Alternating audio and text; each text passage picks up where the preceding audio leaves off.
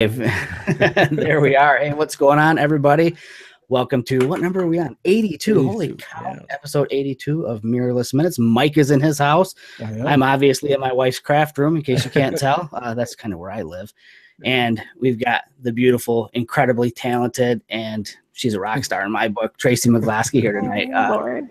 Welcome back, Tracie. How you doing? I'm in the studio. today, but yes, good. Yes. You don't ever leave the studio. If you do leave the studio, it's like you're on a jet traveling somewhere to do like a huge event. So it's like there's Studio Tracie, there's, like I said, Rockstar Tracie at big events like PPE, and you're just everywhere, girl. So again, welcome back. What have you been up to? What's new? Thanks. PPE. Man, I've been doing a lot speaking at trade shows and things, making beautiful pictures. You want to talk about PPE? Yeah, let's talk about PPE a little bit. It was amazing. Knocked it out of the park. Olympus was killer. The booth was insanely busy the entire time. I would venture to say it was one of the most popular booths in the whole entire show. Easy. We had some mad talent in there. I got a shout out to Gavin Hoey, who did an amazing job. And I mean, pretty much everybody in the booth just really, it just was a team effort, and it was perfect. Mm-hmm. Sweet. Very cool. Yeah, it looked like that this year, at least to me, sitting in Michigan, not there in New York, it looked like a big year for Olympus this year there. It looked like the booth was constantly packed. Yes. I mean, I've done PPE the last, I want to say 4 years, if that's 3 years. And no, it is 4 years. And this was literally the biggest year for Olympus ever that in my history of being there. And the reception was amazing. People super interested in the gear. And it didn't hurt that we announced 2 lenses the day before the show, or 3 technically, but 2 the day before the show. And I know there was also those lenses, so. Yeah, definitely. So that's, the timing is so important to do that kind of stuff. And then you're there to show them, which is even better, what you can do with it. So it's just good timing. I think on their part, the booth was killer looking though. Oh yeah, without a doubt. And of course, Olympus once again snags those stairs going into the Javits. And I think you might have recognized the photo on the stairs. I did. Actually, I had no idea that was happening. So it was a huge surprise for me when I walked in. That is cool. And I gotta say, like, it looked amazing. It was perfect. It was a great representation of the gear and what it can do, and how can't print large kind of goes out the window when you're on the stairs at the Javits Center in New York City. Right. Yeah, so so you spoke about the fact that it was huge. A lot of the attention was focused on the announcement of these lenses. I mean, aside from the fact that they had killer talent there, representing and speaking for and on behalf of Olympus, you and Scott Bourne both there, and Gavin Hoey as well. But you mentioned the lenses, and I want to jump right into this because I think there are a lot of people tuning in that really want to hear this side of things. So we know that there is one lens that's like, it's the unicorn lens kind of, and that's the 17 1.2, which has had very little attention and play because it's been so hard to get a hold of. But the 45 1.2 is something that you've got probably more experience with than most people in the world with. So I'll let you just talk a little bit about shooting with the 45. Just I'll make it easy for you. Tell us what it's like as far as build. Like, how does it feel on the camera? Is it solid, all that jazz? How fast does it focus? What are your impressions of your images being made with that like? So I did touch the unicorn lens as well. For the who are waiting for the 17, it's everything you want it to be. It's same exact size, like literally 5. They're in the bag together. You will not know which one it is unless you look at the numbers they printed on the side. Because that's what I was going to ask you. They're all the same, right? Chance to shoot with it for a few minutes. Sorry, Mike, what'd you say? No, they're all 3 of them are the same, the size wise. Oh my God, really, it's very difficult to tell the difference. and weight, same way, same exact thing. And the is exactly everything you think it will be. I got to use it while we were shooting live on the stage while we were tossing this gown, and it was just every image is texture. It's just crazy. Same as you expect with that 25. If you've used that, it's the same. I mean, like it's that feeling of, it reminds me in the way that it's got that just is, I mean, I love the 25. I thought I could better than the 25, and then the 45 was born, and the 25 is on one camera and the 45 is on the. In terms of on the camera, I felt that it was weighted well. It did not hear anything. It felt good in my hands.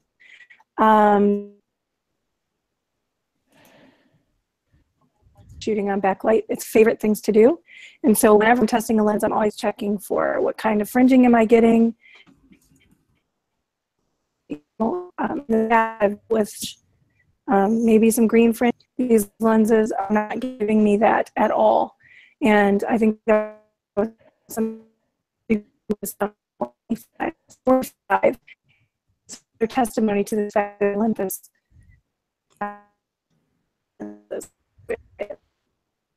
Okay, so translator. We're gonna probably have to we might have to reschedule Tracie on here just because she's got some pretty bad bandwidth right now. Yeah.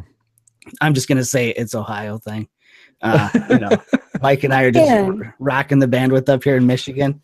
Yeah. So, are you on Comcast? I am. I know that's true. No. You are. Spectrum. Yeah. Oh, I don't even know. Never heard of it. That's the never problem. heard of it. Yeah. No. So okay. So So just out of curiosity, we'll try a couple of things here. First of all, I'll just have you, Tracie, just kind of leave the chat and then come back in, and we'll see if that corrects it, because sometimes that does. If it doesn't, do you have a faster connection at home and we can reschedule for like the next show? Because everybody really wants to hear what you have to say, and I want them to hear you clearly. Yeah, because you really it actually you could hear Charlie Brown's teacher probably a little better. Yep. Oh man. Okay. I know you don't want to hear that. I'm gonna leave you for a second and come back in and see what happens. That's fine. Okay. Yeah, don't just walk away from the computer. I mean, just actually close it. Yeah. No. Right. Yeah. Just shut off. All right. All right. Jamie knows I'm not a techie person, so he's explaining step-by-step process. Put your finger on this button. All right. So if Tracie cannot come back effectively, this puts Mike and I on the spot. We're going to have to wing it and come up with some stuff to talk about. And I think we actually have a few things to talk about. So I'm actually looking right now to see if there's some stuff I could share, because I didn't even pull out anything to share. I've got a few photos I can share. Yeah, and me too. I definitely do too. Yeah. Hey, sure. That's the internet, man. I'm telling you, sometimes it's rocking, sometimes it's not, so hopefully we can get her connection issue cleared up, because I know a lot of people want to hear about that lens. Yeah, I think so. I know I want to talk. Oh, looks like she's back in. All right. She's back. Let's see if this works. I'm trying to. Okay. I'm better on my end. How are you guys? We've always been good. Nice to meet you. Well, dang it all. Jamie? Yes. So I have bourbon. You need to give it to the connection. Give it to the connection. So, all right. I think we might have to actually probably kind of maybe take it from the top a little bit. Just start over with what it's been like shooting with the lenses. I think we got about to where you said that, they're all the same size. They even take the same filter thread. The differentiator being, you need to look for that big number on the side of the lens, which is common, I think, with a lot of cinema lenses. They're all set up the same size so that, the filters are able to be interchanged really easily. You know, it kind of streamlines the process of swapping lenses. So you want to just talk about what it was like shooting with those lenses and how you feel the images you're capturing with that lens are doing? Sure. So the great thing is that the 25, 17, and 45 all have a similar feel. So even in the image rendering, you're looking at images that you are getting the same kind of feel of the sharpness and the quick to focus and how it feels in your hands. So all of those things are similar. And when I had I still have the 45, but when I shoot with the 45, I've shot both with the grip and without. And in both experiences, I feel like the lens weighs nicely and balances nicely with the camera. Looking at something where it's super top heavy or anything like that. You're talking How's about the connection? The EM1 Mark II? Yeah, it feels a lot better. You're talking about on the EM1 Mark II? Correct. Yes, that's primarily what I shoot with. I know some of you guys are pen effers, but I just pen effers. I've never heard that. I've been called an effer, but never a pen effer. Okay, go ahead. Well, now you have a new term. You are a pen effer, Mike. Yeah, I know it. But the 17 millimeter didn't disappoint me. I was shooting with it while we were tossing a gown on stage, and every single shot was in focus, just as you come to expect from Olympus lenses. And so yeah, it was great. The 45 though, loved the 25. It was my favorite lens. I never thought I could love something more than the 25. And then the 45 was born, and the 25 is now my second lens, my second favorite, I should say. Yeah, I think it's everything everyone wants it to be. It's the perfect focal distance for portraits. I mean, you're not going to get a better focal distance for portraits. The fall off of focus is incredible. It reminds me a little bit of that feeling that you get with a 75, you know, when you shoot the 75 and you get that beautiful fall off. The 45 does that and a little more. So yeah, it's fantastic. Can you talk a little bit? I think I might have been the when you were live there. I was listening to you on Facebook, I think. And that was bad audio there too, by the way. But I have issues. Yeah. I don't think that one was yours by any stretch of the imagination. But when you're talking about the fall off, but the clarity from like an eye to a nose when you're at that 1-2, I know you were saying how happy you were still that you were getting both eyes clear. I can't remember exactly how you were putting it, but you know, you weren't like the big thing I remember shooting with the Nikon full frame. You could get one eye in clear and just an inch away would be horrible, you know, for clarity standpoint. But it doesn't seem like that might be the same thing on these lenses. Sounds like you can get a real decent clarity on the face. So, you know, the most important thing for me, are we lagging again a little bit? A little bit. Just keep going. We'll see where it goes. Okay. So, I'll take the closest eye and focus.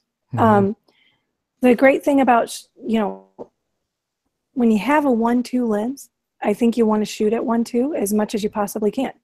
I will tell a little story that I am a wedding photographer, shoot weddings, and sometimes I hire second photographers who are full frame shooters.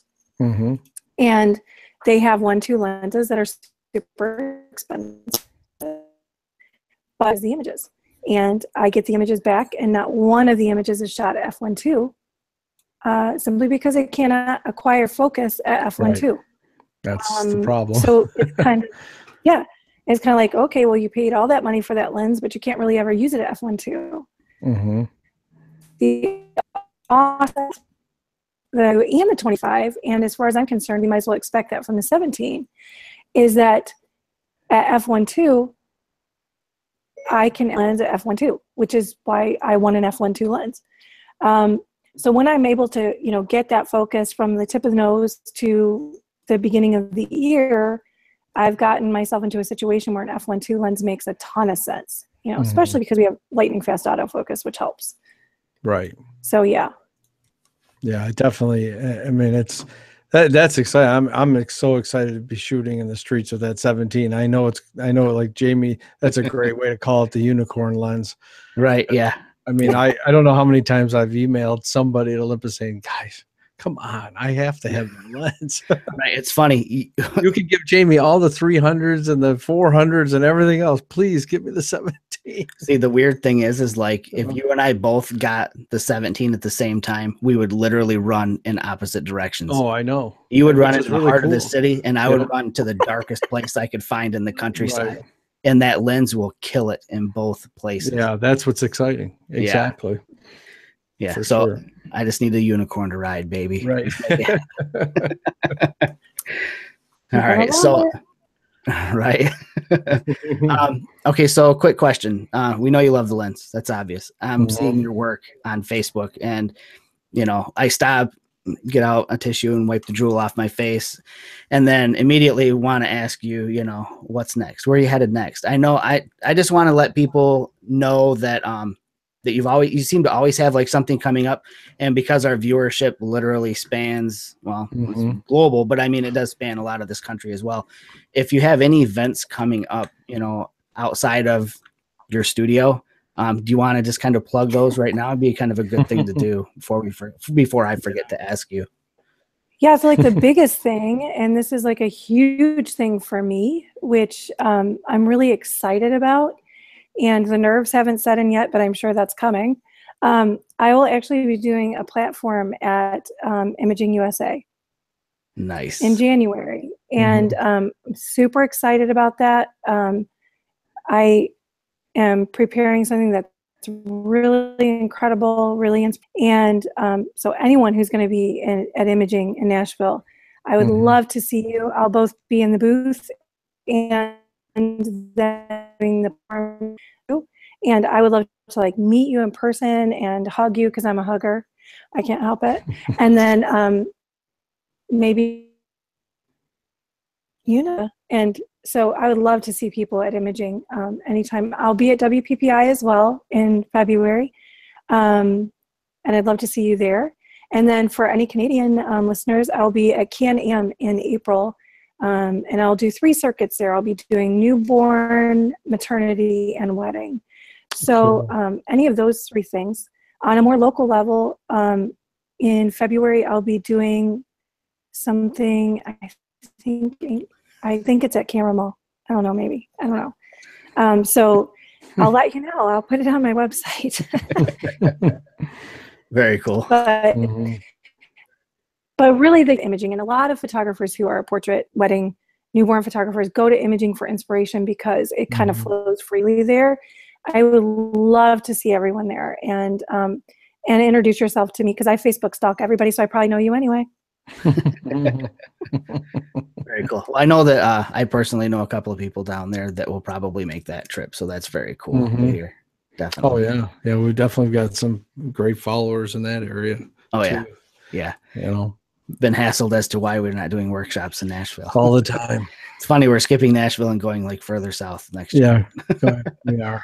It'll be worth it. Right. Oh, it definitely will. Maybe Tracie, we'll give it a shot. Do an image share. It would be kind of cool. I think that might work better than video. As far I actually was wondering that if we get up the pictures, your words might come out better. Yeah. Really? I speak well in pictures, is what you're telling me. Exactly. They're worth 1,000. Okay, so the wrong picture is going to come up first. I'm sorry. That's it's okay. The only way to do it, because I looked at it and reset it. You just click up on the top one. Yeah, just click the arrow up. You want me to go to the top one, or you want me to start here? Just start wherever you want to start. If you said that was the wrong one, I don't want. You can start it in the middle if you want. Yeah. No, don't. Oh, I don't care. We'll start here. So actually, speaking of PPE, this image was shot during PPE in New York, and our gorgeous model was too beautiful to resist taking somewhere other than a stage on a great backdrop. Hopped in a cab and ran down to the Oculus, which I know many of your street shooting followers love shooting here. Yep.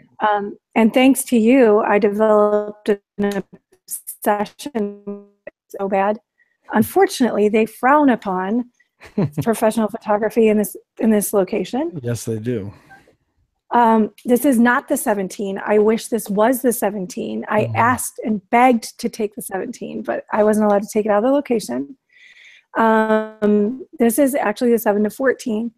And the story's kind of cool. So we took our beautiful model to this location, and as soon as we walked in, everybody's heads turned, like, because she's gorgeous. And we wanted to shoot her and get the building in. And as we were shooting, we had one speed flash with Magmod on it. And one of the security guards came over and was like, so, you know, we're not allowed to have professional photography. And was like, oh, no, we're just taking pictures for her Instagram. This is her Halloween costume. Good. Happened to be Halloween weekend. And he was like, he kind of looked at us sideways a little bit and then just said, okay, and walked away. So we got the shot. Needless to say, if you believe me, there is absolutely no photoshopping done on this image. We literally got no people in the image because people literally parted like Tracie and there and do this. So it's actually one of my favorite images I've ever taken in my whole entire life. With that being said, we'll move on to some images taken with the 45, since that's kind of why we're doing this podcast. Okay, so one of the things I loved about the 45 the most was that it was easy to slap it on the camera and go. I wasn't trying to figure it out. It wasn't difficult to use. It was a very simple, put it on the camera and go. And I know that sounds incredible, but it's actually true. And in all of these images that you're about to see, I was using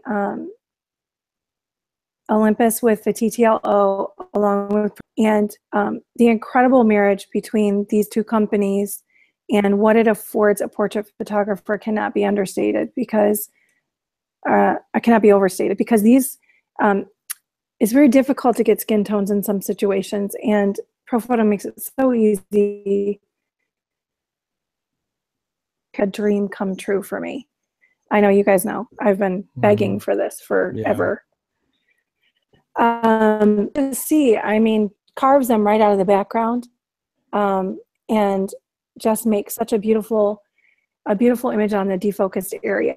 It's not distracting. It's not drawing my eye back there. I'm completely focused on the subject, and that's something that's really important to me, actually. I put this one in because it was fun. I was doing a class at Henry's Camera in Canada, and this was in Toronto. And it was freezing cold, like freaking so cold.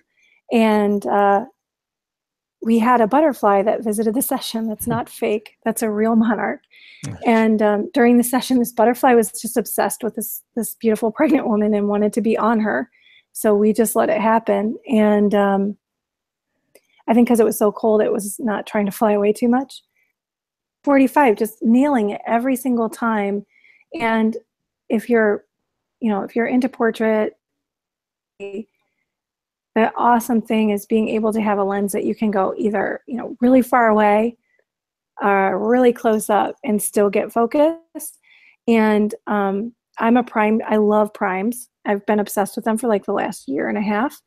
And so I'll choose to like run back and forth rather than using a zoom, just because I think it's a great challenge to myself.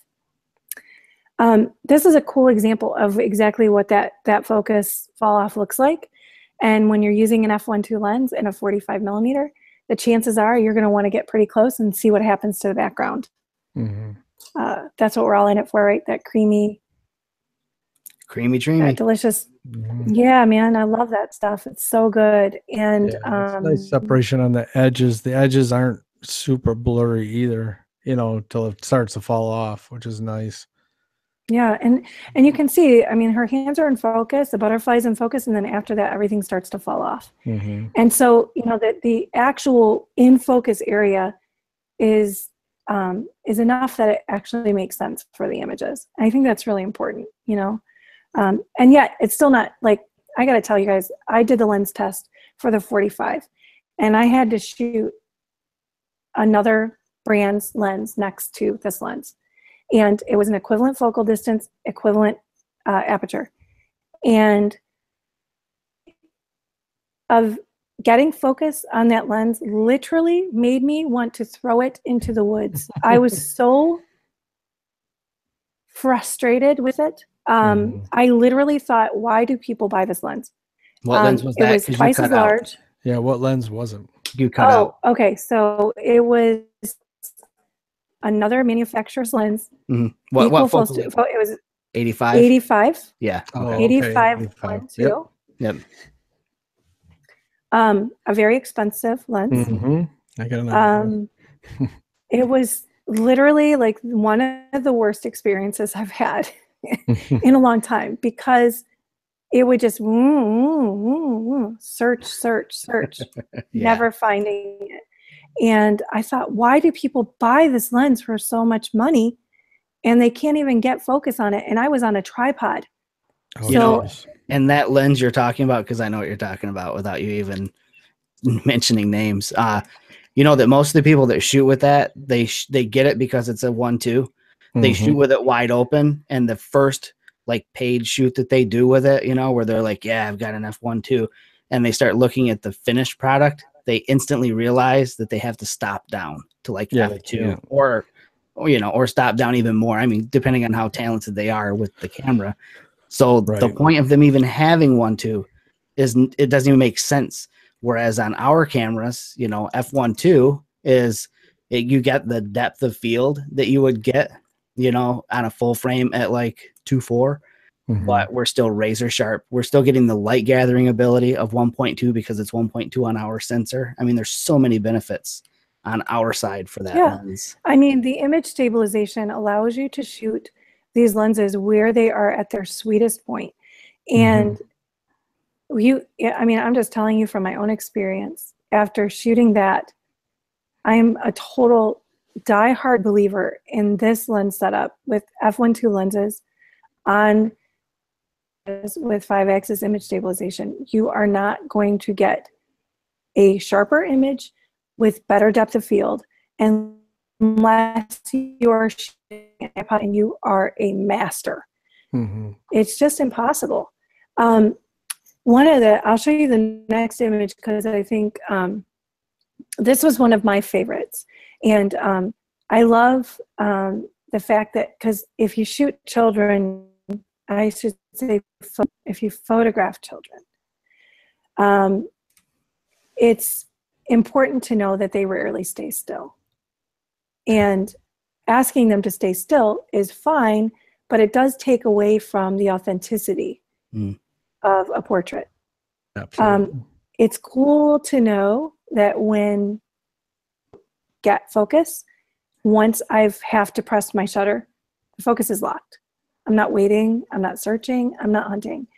And I think when I was doing the lens test, one of the greatest frustrations was that I was shooting children and they were moving because they're humans and they're children, and the lens just could not keep up with these kids. And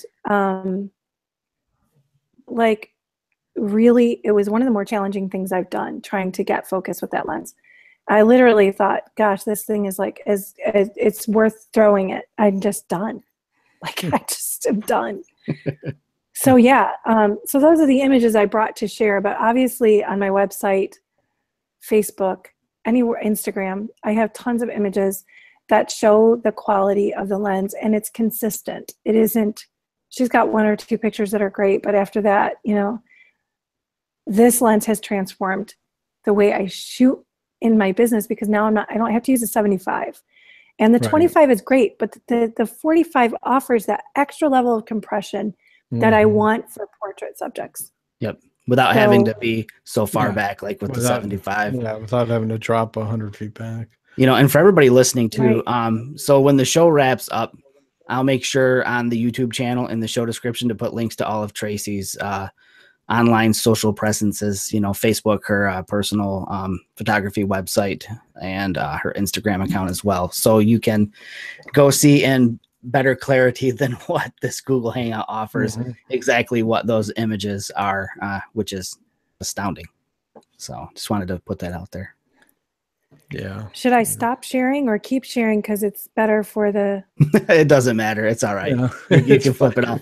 I don't think it changed it a whole lot. Yeah, I really didn't. Just that the images were actually more clear than video is. So the audio still kind of cut in and out. But you know, what are you gonna do? You know, if we were in South Korea, this wouldn't be an issue because they've got like the best internet in the world. Right. But I'll tell you what, thank goodness we're here. I was just gonna say, I think I'd rather be here. Yeah. But anyway, so you know, I guess we're like at our 30-minute mark. If there's anything you want to share further, Tracie, now's the time to do it before I hit the big red stop broadcast button. Look, like, you know, all I know is that I was at a class this weekend in Boston teaching a wedding workshop, and someone asked me how I deal with the disadvantages of mirrorless. And I literally laughed because I like I said, I shoot alongside some people that working in my business as second shooters, and they use full frame, and I see the finished product. I only know that I work, you know, on the images side by side. I know what the settings are. I know what it takes to acquire a sharp image. So for me, I just still can't believe there are people who aren't shooting mirrorless, I guess is one thing. Right. And then secondarily, especially for weddings, I'm like, come on now, you know, that's a no-brainer. And then secondarily, you know, the tip of the hat by all of these major corporations that are coming on and saying, mirrorless is real, we are now offering professional support, should be enough of a signal to everyone that if it's not, Right. you know, if it wasn't enough before, it's totally enough now. And I know that I get the feeling from these last release of lenses that Olympus is 100% behind the professional market and is coming out strong with lenses that actually support business. And to me, that's like super encouraging. And I am so excited to be a mirrorless shooter today because there's never been a better time than right now with this. Yeah. It's amazing stuff. I call it the, you know, the triple threat, man. These three lenses together it's all you need, right? You've got your environmental portrait for me with the 17. It's like if I'm trying to get everything in a sunset, I'm going to use that 17 every time. The 25 is gorgeous for my tight space portraits, and my 45 is perfect for my portraits. And I'm so excited. And you guys, thank you for having me on because this show is pretty BA, right? It has its moments. Yeah, there's times it is. You know, other times it's just Wayne's World, but sometimes it's BA, sometimes it's just A. So, that's right. What are you gonna do? Yeah, can't win them all. Yeah. This was a BA episode, though, so that's good. That's right. So I guess that's about it for this week's episode. Before we go, I just want to say I'm really looking forward to hanging out this winter, Tracie. It's been a year, over a year. It's ridiculous. Over a year, and it's ridiculous. And we're only a state apart. This is just stupid. Yep. And with that being said. And I'm just totally doing something I shouldn't be doing right now, but I'm going to do it anyways because I'm crazy. There's this little collaboration going on between the three people you can see on this. I can't, dude, I suck at keeping secrets. I was that jerk as a kid who, when they found out what somebody was getting as a gift, would like you would tell it up and just say, "Oh my God, you won't believe what you're getting." So with that said, you know, Mike and I love teaching. Tracie loves teaching. It's just who we are as people. You know, we're photographers, obviously, but we love to share, you know, our passion for it and, you know, what we've learned over the years with it. And especially with the gear that we use, you know, the brands that we represent. That being said, everybody knows we like to do workshops. So the three of us, it sounds like we're going to team up and do a workshop next year, targeting like sometime springish. And the location, should I say location yet or no? If I do, it might build interest. Do you think? I think it's fine at this point. All right. So everybody, when the show's over, do a Google search for Hocking Hills, Hocking Hills. That's in Ohio. Gorgeous area. We've got like a killer concept for a short workshop, probably maybe 1, potentially 2 days, no more than that. So it'll be an easy in, easy out for people who have, you know, busy schedules. But the concept is freaking off the hook, and it's going to be a blast. So it's about 45 minutes from Columbus. Yeah, and that's like 4 hours from me. Yeah. But anyways, it'll be great though. Like Mike said, easy in, easy out for people traveling from out of state. And the concept, once you hear it, is going to be phenomenal. You'll know where to look for information on. It's going to be obviously on Mirrorless Minutes. And subscribe. You don't have to subscribe. Go join the Mirrorless Adventures meetup group. So just do a search for meetup and then Mirrorless Adventures, and that's Mike and I's. Mike and I, sounds like candy. Mike and I's. Yeah. That's our meetup group where we host free events and paid workshops, and it'll be the bomb. It'll be BA. And yeah, and make sure, even if you're watching the show and you're shooting some other brand, or you're not shooting mirrorless and you're just interested, go sign up for that. We don't care on our workshops. Jamie and I've had workshops where people have all kinds of Canons, Nikons. It doesn't matter. So don't think it's just mirrorless. Yeah, and don't think that. Yeah, and we're not there to convert you to Olympus. No, but unfortunately, after you see a few things, you walk away saying, I gotta buy a whole new system. Pretty much everybody does. That's the great thing. So I guess I drug it out longer, but I could not keep that information to myself because I'm getting super excited for it. Get to hang out with two of my most favorite people in the world and shoot and teach other people. So it's gonna be a blast to be there. Yeah.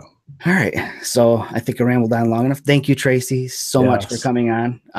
And like I said, don't forget, people, look in the show notes on the YouTube channel for links to all of Tracie's places online where her beautiful work is displayed. Like I said, I'll Thank stop. you, guys. Thank you, Tracie. Yes, so thank you. All right. And we'll see you, everybody, in 2 weeks. All right. See you guys. Bye. Yeah. Bye.